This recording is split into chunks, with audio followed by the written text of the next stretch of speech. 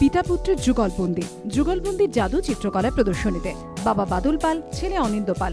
চিত্রশিল্পী হিসেবে বাদল পাল যথেষ্ট সুপরিচিত, আর তার ছেলে অনিন্দ এক দুনিয়ায় পরিচিত। তার শখ ফটোগ্রাফি।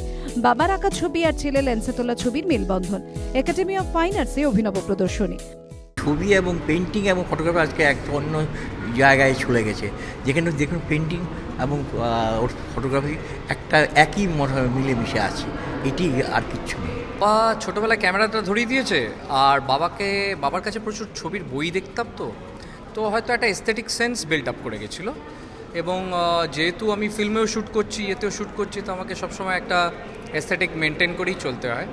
তা সেটা করতে করতে মনে হয়েছে হ্যাঁ, কিছুটা তো বাবার ইনফ্লুয়েন্স আছে।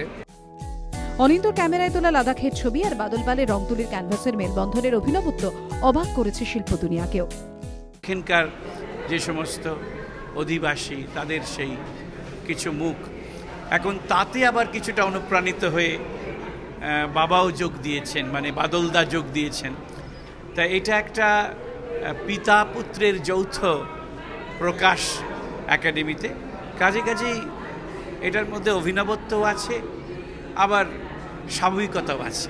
ও যেই ফটোগ্রাফিটা করেছে, বিশেষ করে লাদাখের উপরে যে অসাধারণ কাজ করেছে, এবং ফটোগ্রাফি এবং পেন্টিং করে এক জায়গায় নিয়ে এসছে, আমি একেবারে অভিভূত আমি বলছি। এবং যারাই দেখবেন এই এক্সিবিশনটা, তারা প্রত্যেকে আনন্দ পাবেন, এটা আমি শিওর।